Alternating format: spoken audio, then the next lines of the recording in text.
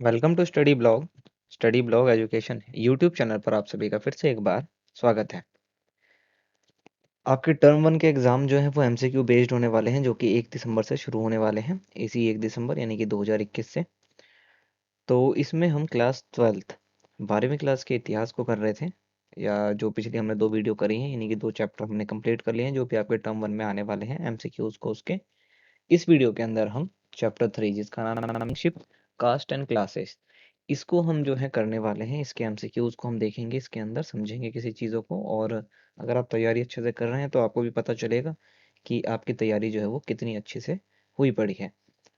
तो पिछली वीडियो को अगर आपने नहीं देखा होगा तो आप जरूर देखिए उनको जा करके। प्लेलिस्ट बना रखी है, इसकी प्लेलिस्ट में आपको सभी वीडियोस मिल जाएंगी जो भी आपके टर्म वन में आने वाले हैं। और हिस्ट्री के अलावा पॉलिटिकल साइंस, सोशोलॉजी, जियोग्राफी, इनकी वीडियोस भी अवेलेबल हैं। मैप जिस भी उसके अंदर दे रखा है आपके, यानी कि जो मैप आपको आपके किताबों में मिले हुए हैं, जो भी आपके सब्जेक्ट सॉरी जो चैप्टर आने वाले हैं, तो उनको आप जरूर देखिएगा, क्योंकि मैप से 2 सवाल 3 सवाल जो है वो आने ही आने हैं, फिक्स है वो, ठीक है। उसके अलावा जो है वो हम यहाँ पर कंप्लीट कर रहे हैं। तो जैसा कि आपको पता चल गया होगा, बाइलिंगुअल हम कर रहे हैं इसको, यानी कि हिंदी और इंग्लिश दोनों ही लैंग्वेज में आपको क्वेश्चंस देखने को मिल रहे हैं हमारी वीडियोस के अंदर। तो दोनों ही मीडियम के बच्चे जो हैं इसको देख सकते हैं। तो चैप्टर 3 जिसका नाम है किंगशिप कास्ट एंड क्लास, इसको जो हम कंटिन्यू करेंगे। पहले हम इसको, ठीक है, ऊपर की ओर जो है कर लेते हैं। तो चैप्टर का नाम आपने देख लिया, बाइलिंगुअल है, आपको पता है। और लाइक शेयर जरूर करिएगा। उसके बाद हम चलते हैं क्वेश्चंस की तरफ। शेयर करिए सभी ग्रुप्स के अंदर, जो भी आपके ग्रुप्स हैं, चाहे स्कूल के हों, कोचिंग के हों, इंस्टीट्यूट के हों, जो भी आपके फ्रेंड्स वगैरह हैं, तो ताकि सभी को जो है वीडियोस मिल सके एग्जाम से पहले और उनकी तैयारी हो सके। सब्सक्राइब करिए चैनल को अगर आपने सब्सक्राइब अभी तक किया नहीं है, और बेल आइकन को ऑन करिएगा ज़रूर, ताकि वीडियोस की नोटिफिकेशन आपको टाइम पर मिलते रहे। और ये हमारा टेलीग्राम चैनल का नाम है, जिसका नाम है स्टडी ब्लॉग एडू। यहाँ पर आपको सारी पीडीएफ्स मिल जाएंगी, तरह तरह की पीडीएफ्स, नोटिफिकेशंस वगैरह आपको यहाँ पर देखने को मिलेगा। तो अगर आप चैनल को ज्वाइन करते हैं तो वो वर्थ होगा आपके लिए, वेस्ट नहीं होगा। तो पीडीएफ चाहिए तो यहाँ पर आप हमारे को ज्वाइन करके पीडीएफ डाउनलोड कर सकते हैं। डिस्क्रिप्शन बॉक्स के अंदर पीडीएफ की लिंक्स भी दे रखी हैं, तो आप उनको भी जाके जरूर चेक करिए। ठीक है, तो चलिए, इतना अगर आपने कर लिया है, लाइक शेयर कर लिया है, तो क्वेश्चंस की तरफ और चलते हैं। क्वेश्चंस आपके सामने ये रहे। तो सॉल्व एमसीक्यू है ताकि जल्दी कर पाएँ, बट इसका ये मतलब नहीं है कि आप नकल के ही भरोसे रहें और आपको ऐसा लगे कि आपको सब कुछ आता है। ठीक है, इसको हम कर लेते हैं नीचे, जहाँ भी हमारा, ठीक है। तो देखिए, पहला क्वेश्चन बहुत इंपॉर्टेंट है। आपके चैप्टर के शुरुआत के पहले ही पन्ने के पहले ही कॉलम में ये लिखा हुआ है कि वीएस सुतखांकर जो है वो कौन है, इनके बारे में पूछा गया है। तो संस्कृत के बहुत बड़े विद्वान हैं ये, ठीक है। ये आपके लिए बहुत ही आसान सा सवाल है ये। वी एस सुखठांगर जो है वो संस्कृत स्कॉलर हैं, ये आपको पता भी होगा ही, बहुत ही आसान है ये। क्वेश्चन नंबर 2 है, महाभारत के समालोचनात्मक संस्करण को तैयार करने में कितने साल लगे थे। महाभारत में 18 लेसन है, इसके लेसन को पर्व कहते हैं, ठीक है। एक लेसन यानी एक पर्व बराबर एक युद्ध है, यानी एक युद्ध का जो दिन है उसको एक लेसन के अंदर लिखा गया है, तो 18 पर्व है। इसके लेसन को पर्व कहते हैं। और विश्व की सबसे बड़ी पुस्तक है ये, महाकाव्य है सबसे बड़ा महाभारत, इसी का अंश है भगवत गीता, ठीक है। और दूसरे नंबर पे है जो रामायण आती है। इतना आपको मालूम हो गया होगा अब तक में। तो how many year did it take to prepare the critical version of Mahabharata, तो कितना टाइम लगा था, 47 साल लगा था महाभारत के समालोचनात्मक संस्करण को तैयार करने में। ये बहुत ही इंपॉर्टेंट चीज़ है, और महाभारत से रिलेटेड जो मैंने भी आपको कुछ चीज़ें बताई हैं, ये भी आपके काम आएंगी। अभी नहीं तो आगे तो काम आएंगी, आगे भी तो पढ़ेंगे ही। ठीक है, क्वेश्चन नंबर 3 है, संस्कृत ग्रंथों में कुल शब्द का प्रयोग डैश के लिए किया जाता है। जो कुल एक शब्द यूज होता है, इसका क्या मतलब होता है। तो देखिए, कुल परिवार को कहते हैं। आपका जो एक परिवार है उसका जो वंश चलता आ रहा है, तो इसको बोला जाएगा कुल, कि आप किस कुल से बिलोंग करते हैं, या आपका कुल जो है वो क्या है। ठीक है, तो कुल शब्द जो है वो परिवार के लिए इस्तेमाल किया जाता है संस्कृत ग्रंथों के अंदर। अगला क्वेश्चन है, पिता से पुत्र फिर पौत्र, यानी कि पहले पिता, मान लीजिए राजा जो है, किसी जगह का राजा, पहले एक पिता है, फिर उसका बेटा हो गया, फिर उसका बेटा हो गया, या फिर उसका बेटा हो गया, यानी कि एक के बाद एक, एक के बाद एक, एक के बाद एक, जो ये पीढ़ी दर पीढ़ी एक ही व्यक्ति के हाथ में शासन रहता है, इसको क्या बोलते हैं। तो इसको वंशिकता कहते हैं, यानी कि पैटर्निटी कहते हैं, ये आपको मालूम होना चाहिए क्योंकि पापा से रिलेटेड है। देखिए सारी चीज़ें, पिता फिर उसका बेटा फिर उसका बेटा फिर उसका बेटा फिर उसका बेटा, इसके तहत ही जो संपत्ति मिलती है ये जो है पितृसत्तात्मक होता है। मातृसत्तात्मक के अंदर जो है माता का वो हो जाता है। तो जो हमारे क्या कहते हैं, हड़प्पा सभ्यता में जो व्यक्ति थे वो वाला जो समाज था, हड़प्पन सिविलाइजेशन वाला जो समाज था, पूरा का पूरा सोसाइटी थी, वो मातृसत्तात्मक थी। ठीक है, मेट्रोलिनियन थी वो पूरी की पूरी। लेकिन उसके बाद हमारा जो देश, अभी भी हमारा देश जो है वो पैटर्निटी है, यानी कि पितृसत्तात्मक ही हुआ पड़ा है। यहाँ पर पुरुषों की ज़्यादा प्रधानता है इसी कारण वजह से। तो ये भी आपको मालूम चलेगा होगा। बहुत ही आसान क्वेश्चन आपको देखने को मिलेंगे चारों के चारों। आगे देखिए, फटाफट से चलेंगे, हम थोड़ी स्पीड को बढ़ाएंगे ताकि वीडियो कम लंबी बने और आपको ज़्यादा से ज़्यादा क्वेश्चन देखने को मिल जाए। क्वेश्चन नंबर 5 है, पांडव और कौरव के बीच में जो लड़ाई हुई थी, यानी पांडव और कौरव के बीच में भूमि और सत्ता को लेकर जो संघर्ष हुआ था, उसका चित्रण जो है किसमें किया गया है? तो भाई महाभारत के अंदर। ठीक है, 18 दिन तक ये युद्ध चला था, पांडव जीत गए थे। ठीक है, 5 पांडव थे, 100 कौरव थे, पांडव जीत गए थे इसके अंदर 18वें दिन आराम से। 18 दिन कहानी, 18 दिन इसके लेसन को पर्व कहते हैं, 18 पर्व हैं इसके अंदर। सिंपल सी बात है। क्वेश्चन नंबर 6 है, कौरव और पांडव दोनों किस वंश से संबंधित थे? मोस्ट इंपोर्टेंट क्वेश्चन है। अगर आप रिटर्न के एग्जाम दे रहे होंगे या दिए होंगे आपने, तो आपको देखने को मिला होगा जरूर। तो वंश पूछा है कि भाई ये कुरु वंश से संबंधित थे, यानी कि किस डायनेस्टी से बिलोंग करते थे? तो कुरु से। ठीक है। क्वेश्चन नंबर 7 है, गोत्र से बाहर विवाह, यानी कि भाई अपने गोत्र से बाहर कोई विवाह करता है तो इसको क्या कहते हैं? तो इसको एक्सोगैमी कहते हैं। एक्सोगैमी का मतलब होता है अपने गोत्र से बाहर किसी से आप शादी करते हैं, बहिर्विवाह। अपने गोत्र से बाहर, अपने गोत्र में करेंगे तो अंतर विवाह हो जाएगा। ठीक है, तो इसको एक्सोगैमी कहते हैं। 4 तरह के विवाह हैं, ये आपकी किताब में दिए गए हैं। तो चारों तरह के विवाह को आपने पढ़ा ही होगा अब तक में इजिली, और नहीं तो आप पढ़िएगा जरूर। 8वां क्वेश्चन है, गोत्र के अंदर। तो अगला ही क्वेश्चन आ गया भाई, इंटर मैरिज, अंतर विवाह। अभी मैंने ऊपर ही बताया कि गोत्र के अंदर जो विवाह होता है उसको क्या कहते हैं? इंटर मैरिज या अंतर विवाह। ठीक है। जय संहिता किसका पुराना नाम है? जय संहिता जो है वो किसका पुराना नाम है? तो ये नाम है महाभारत का पुराना नाम। यानी महाभारत को पहले क्या बोला जाता था? जय संहिता। ओके। अगला क्वेश्चन है, देखिए बहुत ही प्यारा क्वेश्चन है, क्वेश्चन नंबर 10। धर्मसूत्र और धर्मशास्त्र कितने प्रकार के विवाह को स्वीकृति देते हैं? तो ये जो है 8 तरह की शादियों को स्वीकृति देते हैं, यानी 8 तरह की शादियां, ये मानते हैं कि ये 8 तरह की शादियां जो है, विवाह जो है, मैरिज जो है वो वैलिड है। ठीक है, धर्मशास्त्र और धर्मसूत्र दोनों ही, ध्यान रखिएगा इसका। अगला क्वेश्चन देखिए, अगला क्वेश्चन 11 है, धर्मसूत्र और धर्मशास्त्र के अनुसार कितने प्रकार के विवाह को सही माना गया है? अभी हमने ऊपर देखा। तो ये 8 तरह के विवाह बताते हैं और 4 तरह के विवाह को ये सही कहते हैं कि भाई ये विवाह जो है वो सही है। ठीक है, जबकि टोटल 8 तरह के विवाह को ये बताते हैं। क्वेश्चन नंबर 12 है, मनुस्मृति का संकलन कब किया गया था? मनुस्मृति बुक है भाई, इसके बाद इसका संकलन जो है वो कब किया गया था, ये पूछा गया है आपसे। तो ये 200 बीसी से लेकर के 200 एडी, ईसा मसीह के 200 जन्म से 200 साल पहले से लेकर के ईसा मसीह के जन्म के 200 साल बाद तक। ठीक है, एडी मतलब एनो डोमिनी, हिंदी में ईसवी। आगे देखते हैं क्वेश्चन नंबर 13 की ओर, प्रत्येक गोत्र एक डैश के नाम पर होता है। जितने गोत्र होते हैं वो किसी ना किसी नाम पर होते हैं, तो वो किसी ना किसी वैदिक ऋषि के नाम पर होता है। ठीक है, ब्राह्मण समुदाय धर्मगुरु के ऊपर नहीं, बल्कि वैदिक ऋषि। आपका भी जो गोत्र होगा, जब आपकी शादी होगी, अगर आप बेसिकली हिंदू धर्म से बिलोंग करते हैं तो, बाकियों का नहीं पता, मुझे तो नहीं पता बाकियों का अभी तक। और अगर आप हिंदू धर्म से बिलोंग करते हैं, क्योंकि वैसे भी वैदिक जो ग्रंथ वगैरह है वो हिंदू धर्म से ही बिलोंग करते हैं और उसी के ऊपर चलते हैं, तो आपकी भी शादी के वक्त आपका गोत्र वगैरह देखा जाएगा और आपका गोत्र किसी न किसी वैदिक ऋषि से बिलोंग करेगा। और गोत्र सेम नहीं होना चाहिए, अदरवाइज शादी नहीं होती है, उस शादी को सही नहीं माना जाता। सातवाहन शासक डैश भारत पर शासन करते थे।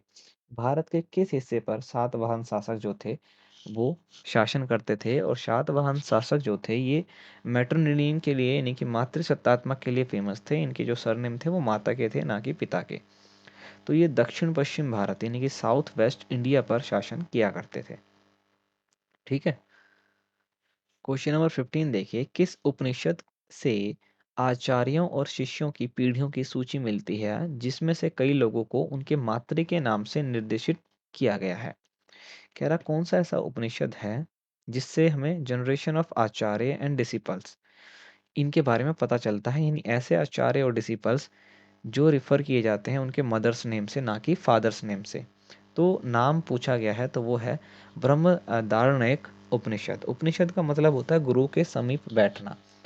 ठीक है, गुरु के समीप बैठना, सिट नियर द आचार्य और गुरु। तो ये है बृहदारण्यक बृहदारण्यक उपनिषद। बृहदारण्यक उपनिषद। तो ये उपनिषद एक ऐसा उपनिषद है जिसमें से हमें ये मालूम चला है कि जो इसमें जो पीढ़ियां थी, जो जनरेशन्स थे आचार्य के और डिसिपल्स के, शिष्य के, उनका नाम जो है मातृ यानी कि माता के नाम से रिफर किया गया है, ना कि पिता के नाम से। आपका भी जो नाम है, आपके नाम का जो सरनेम है, वो पिता के नाम से है, ना कि माता के नाम से। इसका मतलब आप जो है पितृसत्तात्मक समाज में रहते हैं। जब माता के नाम से आपका, यानी आपके नाम के पीछे माता का नाम लग रहा है, तो मातृसत्तात्मक होता है। इतना सा डिफरेंस होता है। तो पहले जो हमारा समाज था वो मातृसत्तात्मक था, लेकिन अब जो है वो पितृसत्तात्मक हो चुका है। क्वेश्चन नंबर 16 देखिए। डैश राजाओं को उनके मातृ नाम से चिन्हित किया गया था। अभी हमने पढ़ा ऊपर, तो कौन से ऐसे राजा थे? अभी हमने ऊपर पढ़ा शातवाहन। ठीक है, कुषाण नहीं, ये आंसर यहाँ पे गलत जो है दिया गया है, तो सी इसका राइट आंसर होगा। सातवाहन के अंदर ये फेमस ही इसीलिए थे क्योंकि इनके जो नाम थे वे जो है मातृसत्तात्मक के ऊपर थे, यानी कि माता के नाम से जो है रिफर किए गए थे ये। ठीक है, जैसे गौतमी पुत्र सातकर्णी, तो गौतमी पुत्र भाई उनकी माता का नाम है, तो इस तरह से जो है वो नाम दिया गया था। ठीक है, अब ये जो सातवाहन थे, ये महाराष्ट्र के औरंगाबाद, यानी कि आज के टाइम में जो औरंगाबाद है, यहाँ पर इन्होंने शासन किया था। ठीक है, इनकी जो राजधानी थी अपने टाइम में वो थी प्रतिष्ठान। इनकी राजधानी क्या थी? प्रतिष्ठान। यानी इनके राज्य की राजधानी क्या थी? प्रतिष्ठान। ठीक है, ये ध्यान रखना है। हाँ, तो एक नाम बहुत फेमस है, गौतमीपुत्र सातकर्णी। तो सातवाहन बेसिकली फेमस इसलिए थे, अपने मदर्स नेम से ये जाने जाते थे, मातृ सत्तात्मक में ये बिलोंग करते थे। ठीक है, जैसे एक था राजा सिमुक सातकर्णी, गौतमीपुत्र सातकर्णी। ठीक है, वशिष्ठी पुत्र पुलिमामी सातकर्णी, यज्ञश्री सातकर्णी, ये प्रमुख राजा थे जो माता के नाम से जाने जाते हैं। तो सी इसका राइट आंसर होगा, ना कि ए। ये ध्यान रखिएगा इसका। ठीक है, ओके। आपने गुफाएं पढ़ी होंगी ना, अजंता की गुफा, एलोरा की गुफा, बड़ी फेमस अजंता की गुफा, जहाँ पर चित्रण मिला है, ऐसे चित्र मिले हैं यहाँ से जो आज भी, यानी लगभग 2000 2500 साल बाद भी जो है एकदम चमकीले हैं। मतलब चमकीले का मतलब है कि जिनका उनका जो ओरिजिनल रंग है ना वो अभी भी है। तो इन गुफाओं का जो निर्माण है ना वो भी सातवाहन राजाओं ने ही करवाया था। तो बहुत ही फेमस जो है राजा थे ये, और ये इसीलिए फेमस थे क्योंकि ये उससे मातृसत्तात्मक से ही बिलोंग करते हैं। तो ये ध्यान रखिएगा इसका, ओके। अमरावती, अमरावती पहली राजधानी इनकी प्रतिष्ठान थी और दूसरी अमरावती। ये लीजिए, कितने सारे सवाल आपको यहाँ पर देखने को मिल गए। इनकी जो राजधानी थी, पहली प्रतिष्ठान, दूसरी अमरावती, ये भी मिल गया आपको। लैंग्वेज, लैंग्वेज भी अगर आप देखेंगे तो प्राकृतिक लैंग्वेज जो है इन्होंने ये यूज़ करते थे। प्राकृतिक लैंग्वेज थी, तेलुगु लैंग्वेज, संस्कृत भी यूज़ करते थे। हिंदू और बौद्ध धर्म से बिलोंग करते थे ये लोग। तो उसका आंसर सातवाहन है, ओके। क्वेश्चन नंबर 7 है, चारों वर्णों के लिए आदर्श जीविका का उल्लेख डैश में किया गया है। चार वर्ण थे, कौन से? ब्राह्मण, क्षत्रिय, वैश्य, शूद्र। ब्राह्मण, क्षत्रिय, वैश्य, शूद्र, जिसमें ये अपने आप को श्रेष्ठ बताते थे, फिर दूसरे पर ये व्यापारी होते थे, और इसका जो काम था इन तीनों के लिए सेवा करना, ये इसका काम था। तो ये जो क्लासेस बनाए गए थे, ठीक है, वर्ण जो बनाए गए थे, तो ये किस में मेंशन किए गए हैं? तो ये धर्मसूत्र और धर्मशास्त्र दोनों में ही इसके बारे में बताया गया है। तो दोनों ही के अंदर बताया गया है, इसलिए सी इसका राइट आंसर होगा। ठीक है सर। अब ये जो मैचिंग है आपको यहाँ करनी है। मैचिंग आपको ऊपर नीचे थोड़ा देखने को मिल सकता है, बट समझिएगा इसको जरूर। मैचिंग है ब्राह्मण, क्षत्रिय, वैश्य, शूद्र। तो देखिए, मैंने पहले बताया ब्राह्मण का बेसिकली काम था यज्ञ करना, वेदों की शिक्षा, शिक्षा वगैरह काम, एजुकेशन का काम तो था वो ब्राह्मण का था। ठीक है, क्षत्रिय का बेसिकली क्या काम था भाई? क्षत्रिय क्या करते थे? तो ये लोग सुरक्षा, क्षत्रिय का मतलब ही होता है जो लोगों की सुरक्षा करे, लोगों के लिए जान बचाए, न्याय करे। तो ये काम क्षत्रिय का था। जो वैश्य थे वो व्यापार किया करते थे। वैश्य क्या थे? व्यापार करते थे, जो आपको यहाँ देखने को मिला। और शूद्र जो थे वो तीनों वर्णों की सेवा करते थे। तो बहुत ही आसान सा था ये। ठीक है, ये ब्राह्मणों ने बनाया था इस तरह से। बेसिकली हमारे को कर्म के अनुसार बांटा गया था, बाद में ये जन्म के अनुसार बट गए हम लोग। आज का ब्राह्मण तो वेजिटेरियन कम नॉन वेजिटेरियन ज़्यादा है। खैर, क्वेश्चन नंबर 19 है, देवीय व्यवस्था को प्रमाणित करने के लिए किस वेद का उदाहरण दिया जाता है? Which Veda is given an example to prove the divine order? कौन से वेद हैं वो? तो वो वेद है ऋग्वेद। सबसे पुराना वेद है ऋग्वेद। इसी के अंदर गायत्री मंत्र भी लिखा गया है, इसके तीसरे मंडल। ठीक है, तो ऋग्वेद के द्वारा ही जो है इसके तीन देवता बहुत फेमस है, अग्नि, इंद्र और सोम। इसी वेद के द्वारा जो है जैसे देवताओं की शक्ति होती है, डिवाइन पावर्स होते हैं, ये बताया गया है। क्वेश्चन नंबर 20 है, चांडालों के कर्तव्यों की सूची किस में मिले हैं? जो चांडाल जो थे उसके बारे में किस में पता चला है? तो मनुस्मृति के अंदर। किस में पता चला है? मनुस्मृति में। ये ध्यान रखिएगा, ठीक है। वेदों में नहीं पता चला, उपनिषद में नहीं पता चला, बल्कि अब मनुस्मृति में इसके बारे में पता चला है। तो 20 क्वेश्चन हमने कर लिए हैं। क्वेश्चन उम्मीद है आपको अच्छे लग रहे होंगे, और अच्छे लगने भी चाहिए भाई। क्वेश्चन नंबर 21 है, चांडालों के बारे में कौन सा कथन जो है वो सत्य नहीं है? तो देखिए, जब भी सवाल ऐसा है जिसमें आपको नॉट सेलेक्ट करना हो तो ध्यान से करिएगा उसको, क्योंकि हमारी आदत होती है सही सिलेक्ट करने की, तो आप जाकर के गोले भर के आ जाएंगे। ठीक है, तो ऐसा नहीं, ध्यान से पढ़िए सवाल को। Which statement is not true about चांडाल? देखिए, चंडाल क्या थे? ये गांव के बाहर रहते थे, ये बात सही है। जो चार वर्ण थे ना, उसमें पांचवा था ये, मान लीजिए आप इसको अछूत वर्ण कह सकते हैं, अनटचेबल व्यक्ति थे ये। ठीक है, ये लोग फेंके हुए बर्तन का इस्तेमाल करते थे। मतलब ना ही ये ब्राह्मण, क्षत्रिय, वैश्य, शूद्र, इनके बाद जो पांचवा वर्ण बना था या पांचवा क्लास वर्ण जो भी आप कहिए, वो चंडाल का था। अछूत कहते थे इनको। ठीक है, तो इनको गांव से बाहर रखा जाता था। फेंके हुए बर्तन में ये लोग खाना खाते थे। लोहे के आभूषण पहनते थे, ना कि सोना चांदी तांबे के। अब एक ही ऑप्शन बचा यज्ञ में भाग लेना। अब देखिए, यज्ञ में बेसिकली भाग कौन लेता था? ब्राह्मण, क्षत्रिय और वैश्य। इवन शूद्र भी जो है यज्ञ में भाग नहीं लेते थे। तो शूद्र से भी रिलेटेड अगर आपको ये ऑप्शन देखने को मिलेगा तो वो नहीं लेते थे, इसमें ध्यान रखिएगा। ठीक है, ओके। पर भाई भेदभाव, यही भेदभाव हमारे देश को आज बहुत पीछे कर गया है। ये नहीं होना चाहिए, वैसे तो मनुष्य होता है।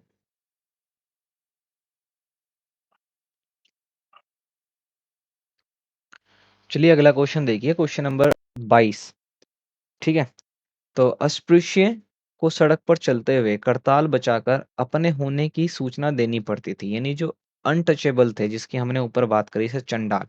तो कह रहे हैं कि भाई जब ये कभी सड़क पर आते थे ना, तो इनको जो है क्या कहते हैं, इन्फॉर्म करना होता था कि भैया हम आ रहे हैं। तो ये करताल बजाते थे।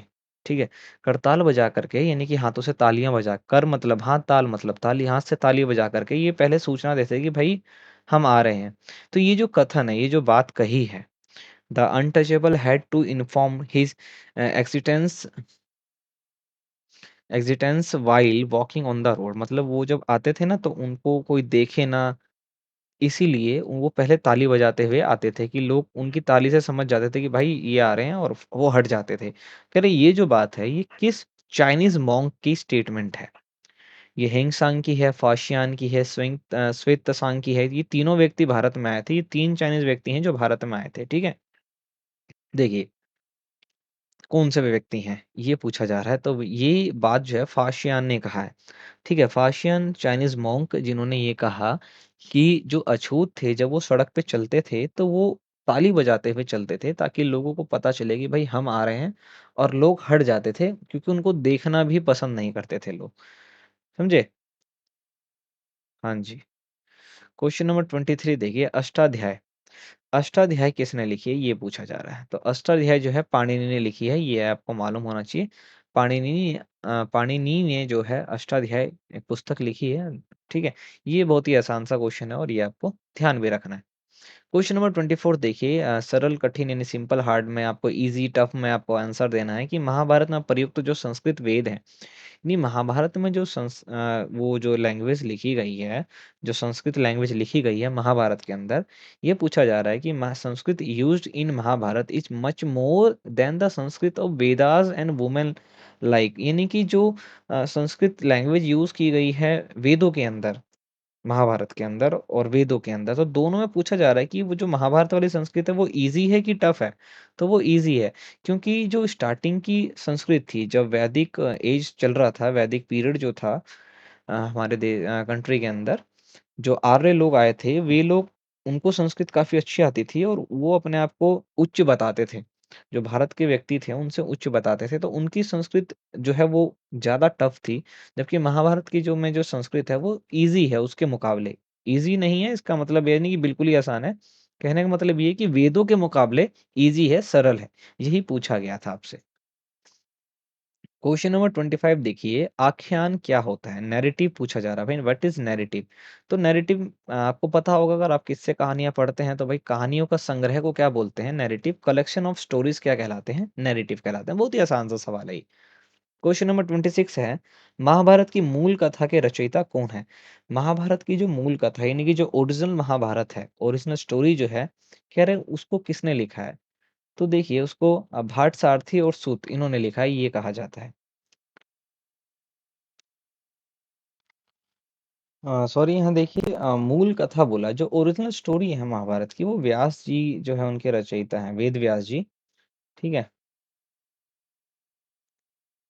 ठीक है, महर्षि वेद व्यास जो हैं इनके ओरिजिनल रचयिता हैं।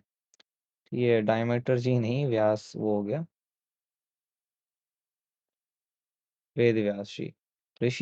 महर्षि वेद व्यास जो है इनकी ओरिजिनल स्टोरी जो महाभारत की है, उनके रचयिता हैं, ये आपको ध्यान रखना है। ठीक है, 18 पर्व हैं, इनमें आपने ध्यान किया, जो है आपको ध्यान होगा, 18 पर्व यानी 18 लेसन है। एक लड़ाई, एक युद्ध का एक दिन एक पर्व के बराबर है। और किनके बीच लड़ाई हुई थी, कौन जीते थे, ये आपको मालूम चल गया। श्री कृष्ण को डैश का रूप बताया गया है? इंद्र का, ब्रह्मा का, विष्णु का, शिव का? सबको पता है विष्णु के रूप अवतार हैं श्री कृष्ण। ठीक है। क्वेश्चन नंबर 28 देखिए, साहित्य परंपरा में महाभारत के रचयिता कौन है? ठीक है, यानी कि साहित्यिक परंपरा के अंदर महाभारत के रचयिता कौन है?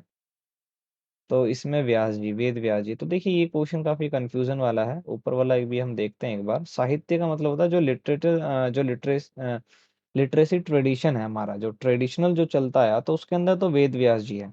और ऊपर जो है सवाल ये घुमा के पूछा गया है, तो उसका आंसर वेद व्यास जी नहीं होगा। ठीक है, तो मूल कथा के रचयिता, क्योंकि वैसे ये बोला ये जाता है कि महाभारत इतनी बड़ी जो है महाकाव्य है कि इसको कोई एक व्यक्ति लिख ही नहीं सकता। तो साहित्य यानी पौराणिक कथा के अनुसार तो वेद व्यास जी है इसका राइट आंसर, जो अभी हमने नीचे पढ़ा। बट आपकी बुक के अंदर दो नाम और है, भाट सारथी और सुत। तो ये इसका, इस क्वेश्चन का राइट आंसर है। जब पूछा जाएगा कि भाई मूल कथा यानी ओरिजिनल स्टोरी ऑफ महाभारत, यानी वो was the author of the original story of Mahabharata, तो वहां पर आंसर आपका होगा कि भट्ट, सारथी और सूत। लेकिन जब पूछा जाएगा कि भाई ट्रेडिशन के हिसाब से या लिटरेचर के हिसाब से, साहित्य के हिसाब से कौन इनके रचयिता हैं, तो वेद व्यास जी। तो सेम क्वेश्चन है, केवल आपको ध्यान ये रखना है कि पूछा क्या जा रहा है। अगर मूल कथा पूछा जाएगा तो दो आंसर, आपको दो नाम यहाँ पर देखने को मिल रहे हैं। लेकिन देखिए सीधी सी बात है, हम लोग बचपन से पढ़ते आ रहे हैं वेद व्यास। ठीक है, हम लोग बचपन से क्या पढ़ते आ रहे हैं कि भाई वेद व्यास ने महाभारत की रचना की, वेद व्यास ने जो वेद व्यास जी ने जो है भगवत गीता लिखा, ये हम पढ़ते आ रहे हैं। दूसरा, रामायण में हम पढ़ते हैं वाल्मीकि जी ने लिखा। तो ये तो देखिए ट्रेडिशनली चलता आ रहा है, तो जब भी ट्रेडिशनल सवाल पूछेंगे तो आंसर वेद व्यास हो जाएगा, अदरवाइज आंसर जो है भाट सारथी और सुत हो जाएगा। तो इस तरह से आपको ध्यान रखना है। ठीक है, थोड़ा हो जाता है ऊपर नीचे कई बार। क्वेश्चन नंबर 29 है, जरूरी ये है कि क्लियर हो जाए जितनी जल्दी वो अच्छी बात है, कंफ्यूजन तो नहीं रहना आपको, ये जरूरी है। क्वेश्चन नंबर 29 है, मेरठ जिले के हस्तिनापुर नामक गांव का उत्खनन कब किया गया? When was the excavation of a village named Hastinapur in Meerut district? तो देखिए यहाँ पर आपको सवाल में ही एक आंसर मिल रहा है कि हस्तिनापुर जो है वो कहाँ पर है, तो वो मेरठ के अंदर ही, ये आपको मालूम होना चाहिए सबसे पहली बात। अब देखिए इसका टाइम पीरियड तो वो है 1951 से लेकर के 1952 में। इंडिया में सबसे पहले वोट जो दिया था आम नागरिकों के लिए, जो वोट देना, जो इंडिविजुअल्स थे, जैसे हम लोग आज देते हैं वोट, वो 1951 में ही शुरू हुआ था। कैसे भी याद कर सकते हैं, ये भी अच्छी बात है भाई, वोट देता देना चाहिए। वो क्वेश्चन नंबर 30 है, मेरठ जिले के हस्तिनापुर नामक गांव का उत्खनन किस किस पुरातत्व वेदा के द्वारा किया गया था? मतलब एक तो ये किया गया था 51 से लेकर के 52 तक।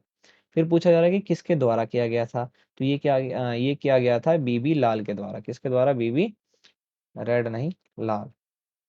ठीक है, किसके द्वारा? बीबी लाल। ओके, अगला क्वेश्चन देखिए, क्वेश्चन नंबर 31। त्रिपिटक, तीन पिटक जो है ये बौद्ध धर्म से रिलेटेड है। तीनों पिटक के आपको नाम पता होने चाहिए, विनय पिटक, सुत पिटक, अभिधम्म पिटक। और तीनों ही पिटक में क्या क्या चीजें बताई गई ये भी आपको मालूम होना चाहिए। अब देखिए अगला क्वेश्चन है चरक संहिता। तो चरक संहिता में क्या बताया गया? बहुत ही आसान सा क्वेश्चन है। चरक संहिता चरक मुनि ने लिखी थी, और वो वेद जो थे, चरक क्या कहते हैं, चिकित्सा शास्त्री थे। तो भाई चरक संहिता के अंदर उन्होंने आयुर्वेद जड़ी बूटियों के बारे में लिखा है, और इन्होंने बताया था कि मानव शरीर की 306 हड्डियां होती है। ठीक है, ये इन्होंने गिन के बताया था। जबकि हमारी कितनी होती है? 206। और 306 के आसपास जो हड्डियां होती है वो हमारी बचपन में होती है, जब हमारी हड्डी बहुत छोटी होती है और वो जुड़ रही होती है। एकलव्य की कथा। ठीक है, एकलव्य शिष्य था गुरु द्रोणाचार्य में। तो पूछा जा रहा है कि भाई किससे संबंधित है? महाभारत, रामायण, मनुस्मृति, किससे? तो देखिए मैंने बोला एकलव्य रिलेटेड है द्रोणाचार्य। एकलव्य के गुरु कौन थे? द्रोणाचार्य थे। और द्रोणाचार्य अर्जुन के गुरु थे। अर्जुन किससे बिलोंग करेंगे? महाभारत से। तो सीधी सी बात है, एकलव्य की कथा भी किसमें होगी? महाभारत में होगी। ठीक है, वाणिक शब्द का प्रयोग जो है वो कहाँ पर हुआ था? व्हेन वाज द वर्ड वाणिक यूज्ड? तो ये वाणिक शब्द व्यापारी के लिए यूज हुआ है। किसके लिए? मर्चेंट के लिए। ओके, वाणिक शब्द किसके लिए यूज किया गया? मर्चेंट्स के लिए, यानी कि व्यापारियों के लिए। अगला क्वेश्चन है बीबी लाल। बीबी लाल को हस्तिनापुर में आबादी के कितने स्तर के साक्ष्य जो है मिले? यानी कि उन्होंने पूछा कि कितने लेवल्स के, पॉपुलेशन के कितने लेवल थे हस्तिनापुर के अंदर। तो देखिए ऊपर जो क्वेश्चन था, जब पूछा ये जा रहा था कि भाई हस्तिनापुर को किसने ढूंढा, तो देखिए यहाँ पर आंसर मिल गया। तो आप भी जब एग्जाम करेंगे ना, तो पहले क्वेश्चन पेपर को पढ़िए। आपको 20 मिनट दिया जाएगा क्वेश्चन पेपर रीड करने के, और आपके पास 90 मिनट होंगे एग्जाम अटेम्प्ट करने के। तो 20 मिनट जब आपको मिलेगा ना, तो इस 20 मिनट में क्वेश्चन को पढ़िए आराम से, पूरे क्वेश्चन को पढ़िए। आपके पास जितने क्वेश्चन आएंगे उसको आराम से पढ़िए। ठीक है, 60 क्वेश्चन होंगे, उसको पढ़िए आराम से, और वहीं से देख लीजिए कि क्या कोई आंसर आपको किसी क्वेश्चन में मिल रहा है क्या, जैसे अभी मिल गया हमारे को। तो इससे भी आपकी हेल्प हो जाएगी। तो इन्होंने 5 तरह के जो है पॉपुलेशन लेवल को ढूंढा था हस्तिनापुर के अंदर। ठीक है, तो आंसर तो चलो मिल गया, वो अच्छी बात है। हस्तिनापुर भी किससे बिलोंग करता है? महाभारत से बिलोंग करता है। महाभारत का युद्ध जो है वो कब हुआ था? मतलब कब हुआ था? कहाँ हुआ था, ये पूछ रहा है कि महाभारत का युद्ध जो है वो कहाँ हुआ था? पानीपत में, कुरुक्षेत्र में, हस्तिनापुर में, कहाँ पर? तो देखिए ये कुरुक्षेत्र में हुआ था। कहाँ हुआ था? कुरुक्षेत्र में। मोस्ट इंपोर्टेंट क्वेश्चन है। क्यों? क्योंकि आपके टर्म वन में ये सवाल, सॉरी टर्म वन का जो प्री टर्म था उसमें ये सवाल आया था। क्वेश्चन पेपर पढ़ना तो जरूरी है ही सर, और क्या। देखिए क्वेश्चन नंबर 37 देखिए, महाभारत का युद्ध कितने दिन चला? तो अभी मैंने ऊपर चीख चीख के बोला 18 दिन, और इसके दिनों को क्या बोला जाता है? पर्व, यानी एक दिन बराबर एक पर्व। पर्व मतलब बोले तो लेसन। तो 18 पर्व लिखे गए हैं महाभारत के अंदर, यानी कि 18 दिन तक ये युद्ध चला था। क्वेश्चन नंबर 38 है, इतिहासकार किसी ग्रंथ के विश्लेषण करते समय किन पहलुओं का ध्यान देते हैं? जो व्हाट एक्सपेक्ट्स डू हिस्टोरियंस, जो हिस्टोरियंस होते हैं वो किस चीज पे ज्यादा अटेंशन देते हैं जब वो बुक का एनालाइज करते हैं? किसी बुक के एनालिसिस पर वो बहुत ध्यान देते हैं। तो देखिए सबसे पहले तो उसकी लैंग्वेज को देखते हैं, क्योंकि भाई वो लैंग्वेज समझना बहुत जरूरी है। कितनी ज्यादा आप लैंग्वेज उसको समझ पा रहे हैं, तब आप रिलेट कर पाएंगे। दूसरा ये देखेंगे कि भैया उसको लिखने की जो है वो क्या है, कला काल क्या है, टाइम पीरियड क्या है। क्योंकि भाई आप हिस्ट्री को पढ़ रहे हैं, किसी के बारे में पढ़ रहे हैं, तो आपको उसका टाइम पीरियड थोड़ा मालूम चलना चाहिए। और तीसरा ये कि लिखा किसने है। ये तीनों ही चीजों को वो देखते हैं जो भी इतिहासकार होते हैं। अगर आप भी पीएचडी वगैरह करेंगे हिस्ट्री के अंदर, तो आप भी इतिहासकार बनेंगे, और आप भी जब एनालाइज करेंगे किसी चीज को, तो आप सब देखेंगे कि यार ये बुक कितने साल पुरानी है ना, इसका टाइम पीरियड क्या है। दूसरा इसकी लैंग्वेज क्या है। भाई ऐसी लैंग्वेज भी तो होनी चाहिए ना जो आप उसको ट्रांसलेट कर सके, या आपको नहीं आता तो आप कैसे भी ट्रांसलेट कर सके, आप तभी तो आप बताएंगे कि हाँ इस किताब के अंदर ये लिखा गया है। और तीसरा देखेंगे भाई किस व्यक्ति ने लिखा है। इसका मतलब उस व्यक्ति को, फिर उस व्यक्ति के बारे में देखेंगे कि भाई क्या इसके बारे में कुछ और इन्फॉर्मेशन मिल सकता है कि नहीं। तो ऑप्शन नंबर डी इसका राइट आंसर होना चाहिए था, और वही था। क्वेश्चन नंबर 39 है, संस्कृत ग्रंथों में जाति शब्द का प्रयोग किसके लिए किया जाता था? तो जाति शब्द का प्रयोग जो है ये इनके लिए किया जाता था, बांधव के लिए। ठीक है, स्थान के लिए नहीं किया जाता था, परिवार के लिए नहीं किया जाता था, समुदाय के लिए नहीं किया जाता था, बल्कि बांधव टाइम के लिए जो है इस्तेमाल किया जाता था। अगला क्वेश्चन देखते हैं, जो कि आपके स्क्रीन पर दिख रहा है आपको बहुत ही अच्छे से। क्वेश्चन नंबर 40, डैश को शंका की दृष्टि से देखा जाता है, यानी dash was looked upon with suspicion कि भाई इस पे कुछ शक हो, इन्हें असंस्कृति भाषा मल्लेच समझा जाता है। बहुत आपको हिंट दे दिया यहाँ पर। यायावार के पशुपालकों की बात हो रही है इसके अंदर कि ये जो यायावार के पशुपालक थे, इनको संज्ञा की दृष्टि से देखा जाता था और इन्हें असंस्कृति भाषा यानी कि संस्कृत लैंग्वेज नहीं, है ना? अनकल्चर्ड लैंग्वेज, संस्कृत लैंग्वेज नहीं, उनका यूज़ करते थे ये लोग और उनको मल्लेच बोलते हैं। क्या बोलते थे? मल्लेच बोलते थे। ये ध्यान रखिएगा आप इसको। क्षत्रिय को नहीं, दलित को नहीं बल्कि यायावार के पशुपालकों के। देखिए इसमें से बाकी 3 ऑप्शन तो इससे वैसे भी बिलॉन्ग नहीं कर रहे थे, तो एक आंसर इसका राइट आंसर वैसे ही होना था। तो पेपर जो है वो आसानी आएगा, बहुत टफ नहीं आएगा, लेकिन इतना भी तैयारी तो होनी चाहिए ना कि अगर आप 40 में से फिर 20 ही ला रहे हैं तो फिर तो कोई फायदा भी नहीं है भाई। आप अगर तैयारी कर रहे हैं तो 35 तो मिनिमम आने चाहिए, 32 33 तो अबव होने चाहिए। 41 देखिए, जाति डैश पर आधारित थी, यानी कास्ट जो था वो किस चीज के ऊपर बेस्ड था? तो बर्थ के ऊपर। किसके ऊपर था? बर्थ के ऊपर। देखिए, ब्राह्मण हो गया, क्षत्रिय हो गया, वैश्य हो गया, शूद्र हो गया। स्टार्टिंग के अंदर हमारे वेदों के अंदर ये चीजें कर्म के अकॉर्डिंग है। किसके अकॉर्डिंग? कर्म के अकॉर्डिंग। कि भैया अगर आप एजुकेशन देते हैं, यज्ञ वगैरह करते हैं, तो आप क्या कहलाएंगे? ब्राह्मण। अगर आप प्रोटेक्ट करते हैं किसी को, ठीक है, राजपाट चलाते हैं यानी कि रूल करते हैं, तो क्या कहलाएंगे आप? क्षत्रिय।